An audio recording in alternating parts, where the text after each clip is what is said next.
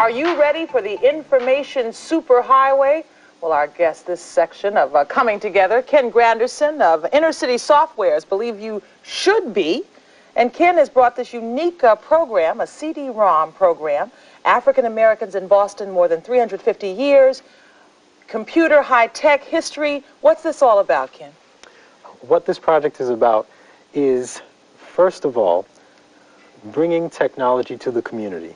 We think that there's a big problem with a lack of technology in the black community, and we hope that producing more projects like this will get more people in the community to take a second look at technology and say, maybe there is something here for me. Now, you've brought this computer setup with you, and I'm just learning about computers, so let's tell me what we have here. Tell me about the program that we're going to see. Okay, what we have here is a software version of the book published in 1992 by the Boston Public Library. It was written by Bob Hayden, a local black historian, and it goes through 350 years of contributions that African Americans have made in the Boston area in everything from civil rights to politics to law, art, science, you name it.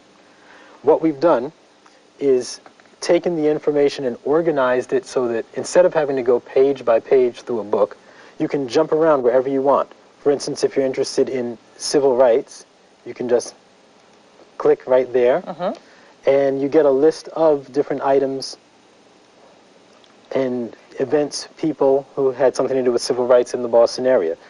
If we look at Frederick Douglass, for instance, there's a picture. We have a picture there. We have a little thumbnail shot, just so you know that there is a picture there. If you click on it, you get a larger shot.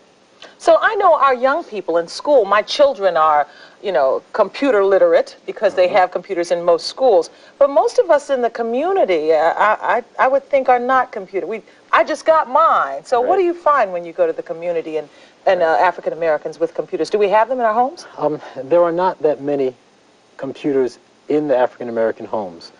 We think that that's going to change in the next couple of years, and we think that programs like this are going to be a large part of making that happen. Again, we hope that when we see ourselves in the picture, we'll get more interested and hopefully put computers on a higher priority level this Christmas than the 3DOs and Nintendos that a lot of us do have. Now, you then are the pioneers because of putting our kind of information into a computer, because I imagine without you it wouldn't be there. Well, I wouldn't say without me. There are very few people creating technology of this kind, and I can't take all the credit, but sure, there were a lot of people who contributed their skills to make this happen, and in fact, we look forward to partnering with musicians, artists, video producers, maybe TV folks, for doing future projects like this, because we think that multimedia is definitely where you have to get people. The future. Do you want to show us some more on this computer? All right. In addition to being able to just read page by page, you can also jump around and look for anything. For instance, if we look up WBZ. WBZ. Oh, my. What do we have here? Voila! Now this makes me feel part of the future, huh? Exactly, and that's exactly what we hope will happen in a general sense when people of color see this kind of program. When I say this kind, we do have several other things in the works, so when we get them done, maybe we'll come back. Okay, that would be good. Why do you think it is that we don't have so many computers in our community? Is it economics, do you believe? Economics definitely does play a role, but as I made the example with the 3DOs and the Nintendos, I really have to say it's a question of priorities. We'll figure out ways to save and buy on credit for things that we feel are important to us. And technology hasn't presented itself as something that's relevant in our lives yet. So hopefully, when people see things that they can use to teach their children that deal with our own culture, when we see more things that that are educational, entertainment, personal development, that have us in it, we hope that people will take a second look at technology. And whether we get on the super highway of information or not, this highway is real and going on to the future, right?